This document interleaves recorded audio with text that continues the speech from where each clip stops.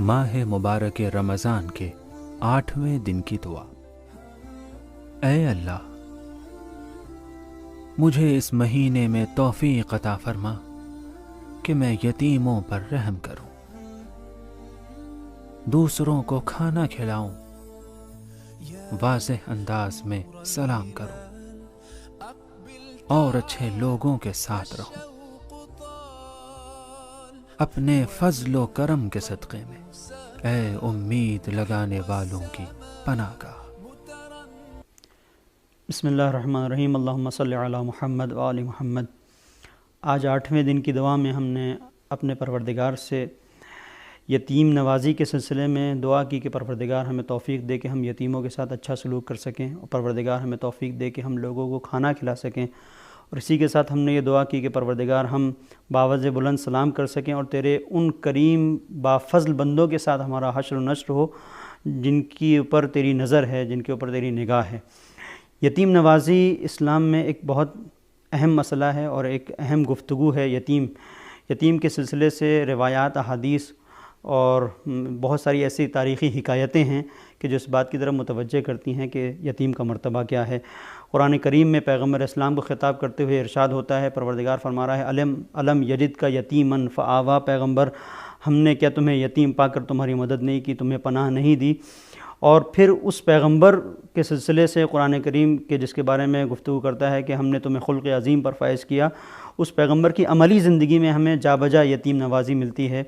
यतीमों के सिलसिले से इस माह मुबारक रमज़ान में अगर हमने अपने तर्ज़ अमल को बेहतर से बेहतर न बनाया तो गोया माह मुबारक रमज़ान से हमने सही इस्तिफ़ादा नहीं किया।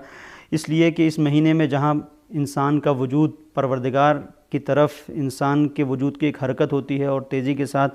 इंसान का दिल माइल होता है, तो वहाँ पर ज़रूरी है कि वो चीज़ें कि जहाँ पर दिल इंसान का नरम हो वो सारी चीज़ें इंसान के पेश नज़र रहें। और ख़ास तौर पर अगर किसी जगह पर एक ऐसा मसला सामने आता है कि जहाँ लोग ये कहते हैं कि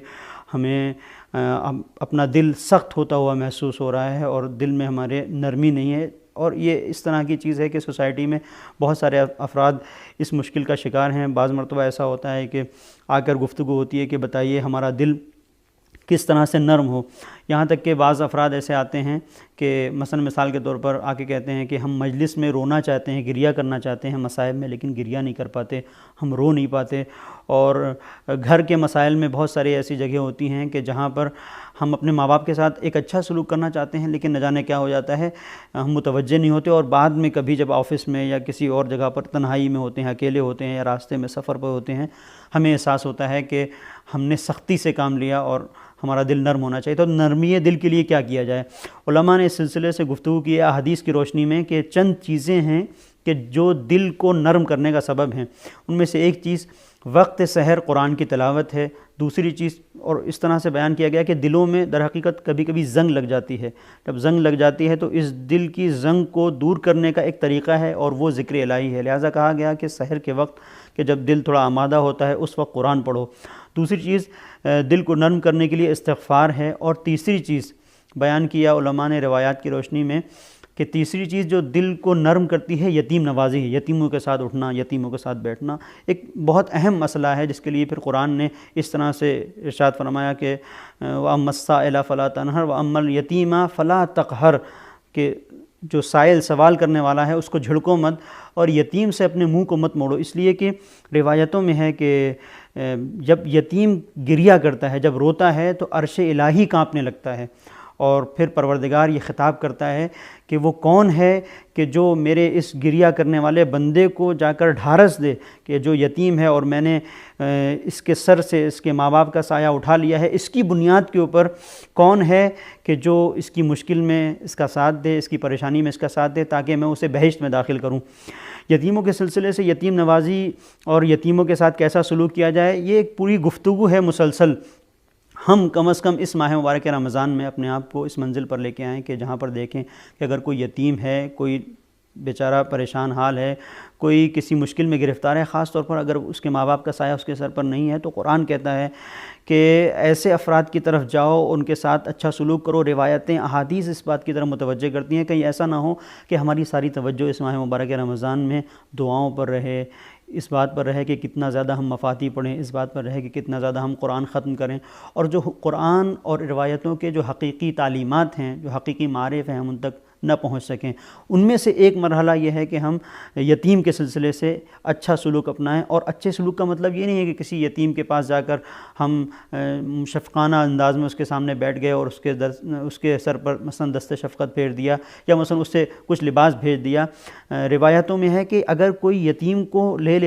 لیتا ہے اور اپنے ساتھ رکھتا ہے، اور اس کی پوری زندگی میں جگہ جگہ پر دیکھتا رہتا ہے کہ کہاں اس کو کوئی کمی ہے اور اس کو پوری کرنے کی کوشش کرتا ہے، تو پروردگار یہ کہتا ہے کہ اس کی جزا دینے والا میں ہوں۔ اور ہم نے پھر دوسرے مرحلے پر اپنے پروردگار سے یہاں پر دعا کی کہ پروردگار ہمیں توفیق دے کہ ہم بھوکوں کو کھانا کھلا سکیں، اطعام کر سکیں۔ یہ عجیب مرحلہ ہے ماہ مبارک رمضان میں کہ کھانے کھلانے کے لیے کہا گیا ہے، کھانا کھلاؤ۔ اور پیغمبر اسلام خطبہ شعبانیہ میں ارشاد فرماتے ہیں کہ کوئی شخص اگر اس مہینے میں کسی کو کھانا کھلاتا ہے تو اس کا ثواب ہے، بہت ثواب ہے، اور اس کے قدم صراط پر ڈگمگائیں گے نہیں۔ جو اگر کسی کو کھانا کھلاتا ہے تو ایک شخص کھڑا ہوتا ہے اور سوال کرتا ہے کہ پیغمبر میرے پاس تو اتنی صلاحیت نہیں، اتنا پیسہ نہیں کہ میں لوگوں کو کھانا کھلا سکوں، تو پیغمبر فرماتے ہیں وَلَوْ بِشَقِّ التَّمْرَةِ، اگر تم ایک کھجور بھی کسی کو کھلا سکتے ہو، ایک گھونٹ پانی بھی کسی کو پلا سکتے ہو، تو کسی کو کھانا کھلاؤ کہ اس کا بہت ثواب ہے۔ اس کے بعد ہم نے جو دعا کی اپنے پروردگار سے وہ یہ کہ لوگوں کو بآواز بلند سلام کر سکیں۔ سلام کرنے کی بہت فضیلت ہے، کہا گیا ہے کہ وہ شخص کنجوس ہے کہ جو سلام کرنے میں کنجوسی کرے۔ اور آخری چیز ہم نے اپنے پروردگار سے دعا کی کہ ہمارا حشر و نشر اچھے لوگوں کے ساتھ ہو، اچھے لوگوں کے ساتھ اٹھ بیٹھ سکیں، اس لیے کہ جب انسان